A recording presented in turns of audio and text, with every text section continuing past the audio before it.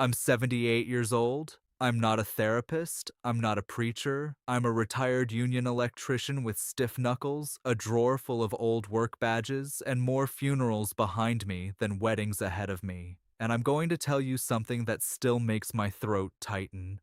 I let a friendship die over something small. Not a betrayal, not a crime, not some movie level drama.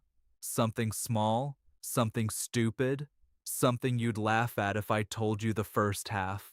And that's the hook, isn't it? We think the small things don't count. We think we'll handle it later. Then one day later turns into never, and never has a sound. It's quiet. It's the phone that doesn't ring. It's the chair that stays empty. It's you realizing your pride outlived the person you were trying to punish. Back in 1974, I had a friend named Leon Watkins. Everybody called him Lee.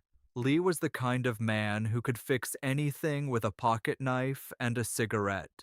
He wore those faded denim jackets that smelled like motor oil and winter air, and he always had paint under his fingernails because he'd help somebody patch a porch or freshen a kitchen for $20 and a thank you. We were 26, maybe 27, young enough to feel immortal, old enough to think we knew how life worked. One Saturday in late October, cold wind, gray sky, the kind of day where the sun looks tired, Lee came by my apartment on Joy Road. I can still see him standing in my doorway, rubbing his hands together, breath visible. "Ray," he said, "you got that extension ladder? The good one. I need it for my aunt's gutters." Now, I did have a good ladder. 24 feet, aluminum, cost me $120, which was real money back then. I'd saved for it. I took care of it. It wasn't just a ladder, it was proof I was building something. I hesitated, and Lee saw it. He smiled like he understood and hated that he understood. "I'll bring it back tonight," he said. "I swear on my mama." He tossed it in the back of his rusty Chevy and took off, radio playing something tinny and cheerful like life was easy. Night came. No Lee. Sunday came. No Lee. Monday after work, I called his place. His sister picked up, chewing gum loud in my ear. "He ain't here," she said. "He'll call you." Tuesday, I saw him at the corner store. He walked in like nothing happened, hair picked out neat, wearing that same denim jacket. I didn't even say hello. I said, "Where's my ladder?" He blinked, just once, like I'd slapped him with a sentence. "It's at my auntie's," he said. "I forgot to grab it. I'll get it tomorrow." Tomorrow. That word again. I said, too loud in front of the cashier and two old men buying lottery tickets. "You forgot because it ain't yours." Lee's jaw tightened. I remember the way his eyes went flat. Not angry, flat. "Man," he said, quiet. "I told you I'm bringing it back." I could have stopped right there. I could have laughed and said, all right, just don't make me come looking for it." I could have kept it friendly, but my ego wanted blood. My ego wanted to win. So I said, "Don't borrow what you can't respect." He stared at me like he didn't recognize me. Then he nodded, slow. "Bet," he said. One word, cold, final. He walked out with his shoulders stiff, like he'd put on a coat made of disappointment. The ladder came back 3 days later, not in his hands, leaning against my door, scratched, bent a little at the bottom, no note, no apology. And Lee? Lee was gone from my life in the way people disappear when they're still alive. Same neighborhood, same streets, different universe. At first, I told myself I was right. I told myself, you don't let people play with you. I told myself, stand on principle. I told myself a lot of things that sounded strong. But here's the truth. The consequence wasn't the latter. The consequence was the silence that followed. The consequence was walking into places we used to laugh and feeling like the room had a missing wall. The consequence was years later, hearing he moved to Inkster, then Chicago, then hearing he got sick, kidneys, I think, and realizing I didn't even have his number to pretend I cared. And if you're listening and thinking, well, he should have apologized, ask yourself something. Was this really about a ladder, or was it about me needing to be the man who couldn't be crossed? Let me talk to you directly now, because I can already hear some of you. I'm not holding a grudge, I'm just protecting my peace. I'm setting boundaries. They disrespected me. I understand.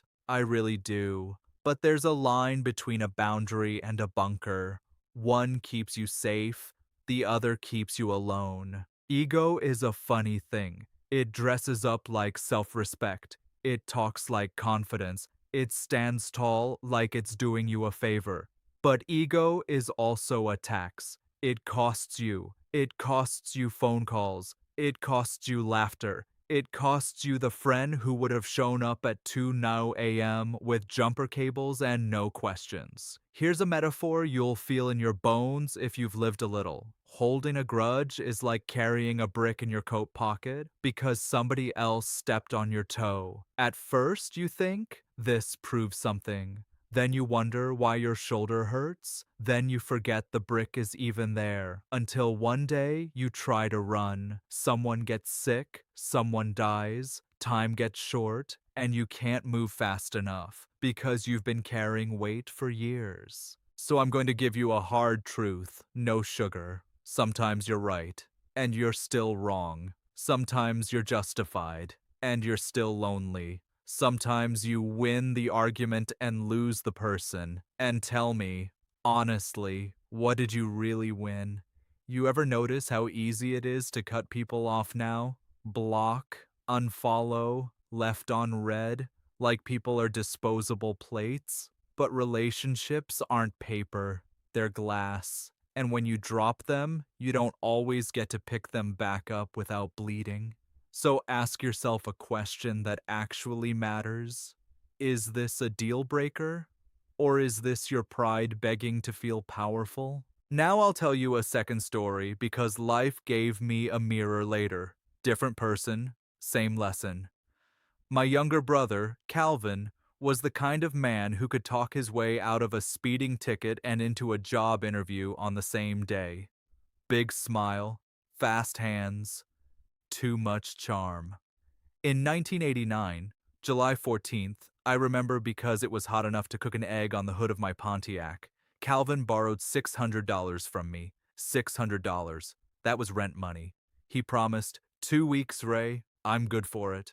2 weeks turned into 2 months. I got mad. I got righteous. I started keeping score like God appointed me as the accountant. One night, we were at my mother's house, the little brick place on Stahelin. The kitchen smelled like fried catfish and onions, and the fan above the stove rattled like it was trying to leave. Mama was humming, wearing her apron with flour on it like a badge. Calvin walked in late, wearing a red tiger's cap and a white t-shirt with a tiny burn hole near the collar, like he'd been careless around a cigarette again. I said, "So you just not paying me back, huh?" Mama's humming stopped. "That's how you know you just made a moment ugly." Calvin looked at me, embarrassed, then angry. "I told you I'm working on it," he said, and I did what I always did back then. I pressed. I cornered him with words. "You always working on it," I said. "You always got a story. Pay me what you owe."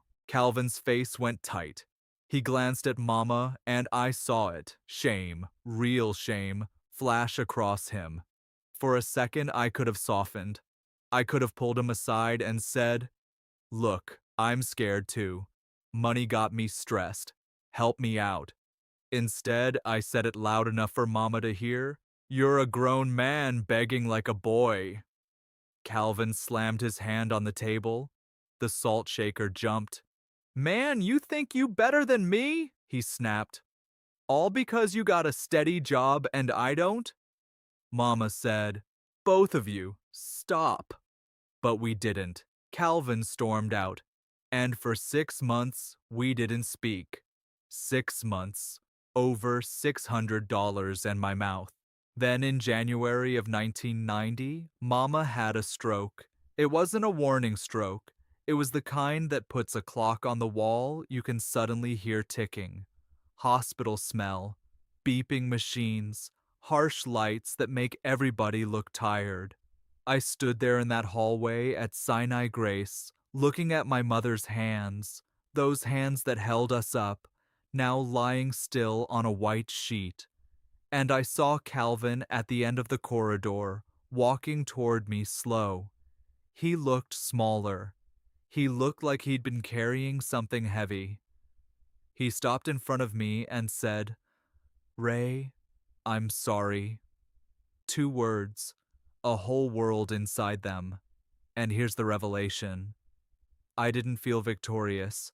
I felt ashamed, because I realized I'd been waiting for an apology like it was going to feed me, like it was going to make me whole. But my mother was in a hospital bed, and my brother's eyes were wet, and suddenly being right felt like the cheapest thing in the room. I hugged him. I hugged him hard. I said, "I'm sorry too." And I meant it. We made peace because life forced our hand. Mama lived another 11 years after that. And I thank God we didn't waste the rest of her time sitting in separate corners of pride.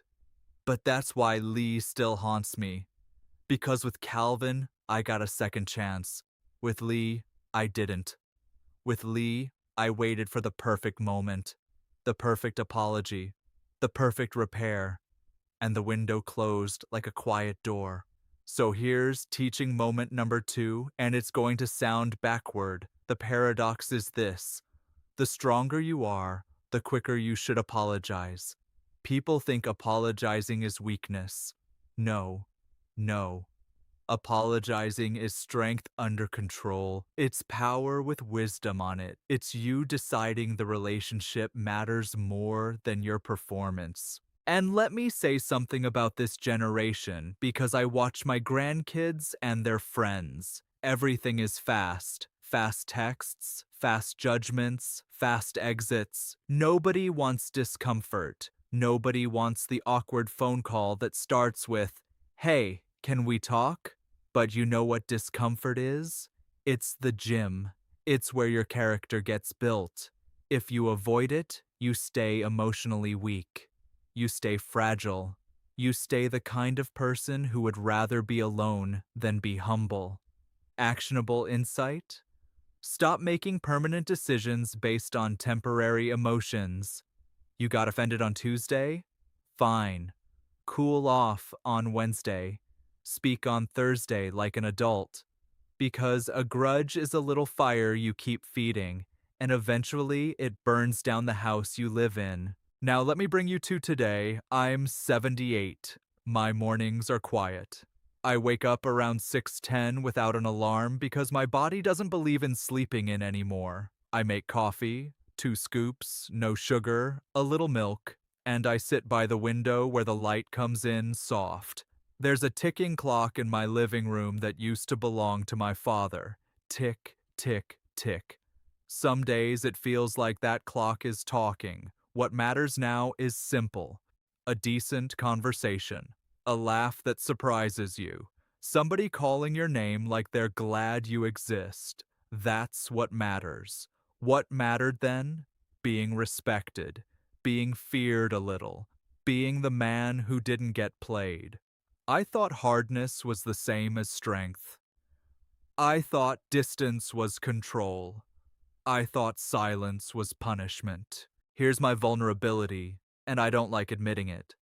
There are nights, less now but still, where I replay that corner store moment with Lee. I replay my own voice, loud and sharp. I replay his eyes going flat. And I think, "Ray, you weren't protecting yourself. You were performing. You wanted an audience for your toughness, and the saddest part? Lee was the kind of friend you don't replace. Not at 40, not at 60, not at 78. You can make new friends? Sure. But there's a history you can't recreate. The shared jokes, the way you could sit in silence and it still felt like company. I threw that away to feel important for 30 seconds. So if I distill the wisdom down, it's this. Ego is loud, but it's not loyal. Pride will clap for you today and leave you alone tomorrow. Connection is the real wealth. And the older you get, the more you realize you can't deposit being right into a bank and withdraw comfort later. Now I'm going to give you action steps, not pretty advice, practical things. Do them, try them, before time does what time always does. 1. Name the real issue out loud, not the surface thing, not the they didn't invite me or they didn't text back. Ask yourself, what am I actually feeling? Disrespected? Unseen? Replaced? Say it. Write it in a note on your phone if you have to. Because you can't heal what you refuse to identify. And if you keep fighting the wrong battle, you'll keep losing the right people. 2. Make contact within 72 hours when it's a small offense, not 3 months, not 3 years, 72 hours. Call or send a message that doesn't accuse. Something like, hey, that didn't sit right with me. Can we talk? Do it because time doesn't cool everything down. Sometimes time just hardens it like concrete. 3. Apologize for your part first. Not because you're admitting total guilt, because you're breaking the spell. Say, I came at you hot. Say, I embarrassed you. Say, I was prideful. You'd be amazed how quickly a fight deflates when one person stops trying to win. You do this because reconciliation is rarely about the facts. It's about safety. It's about lowering the weapons. 4. Stop keeping score like it's a job. If you find yourself listing receipts, I did this, I did that, and they never pause. Ask, is this relationship a transaction or a bond? Now, if someone abuses you, that's different. I'm not telling you to stay in harm. I'm telling you to stop punishing decent people for being imperfect. Because if you demand perfection, you'll die surrounded by your standards instead of your loved ones. 5. Practice the sentence that saves decades. I miss you. Simple, hard, effective. I miss you is a bridge. And yes, it risks rejection. But let me tell you something from 78 years of living. Regret hurts worse than rejection. Rejection stings, regret rots, and if the person is gone, if they've already passed, or you can't reach them, do the next right thing anyway. Call somebody else. Fix the relationship in front of you. Don't let the lesson die just because the person did. Let me close where I started. I'm 78 years old. And I'm telling you, the smallest thing can become the biggest loss. A ladder, a $600 loan, a sentence said too loud, a moment where your ego wanted to feel tall. Time moves like it's polite, but it isn't. It doesn't warn you the last conversation is the last conversation. It doesn't announce the last time you see someone's face. One day, you're busy.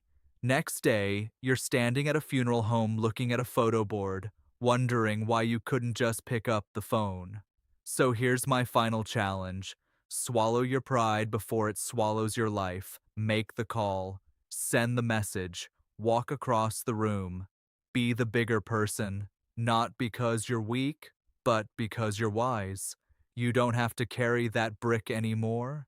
And if you needed permission from an old man to let it go, here it is. Let it go. Go be close to the people who still have breath in their lungs. All right. That's all.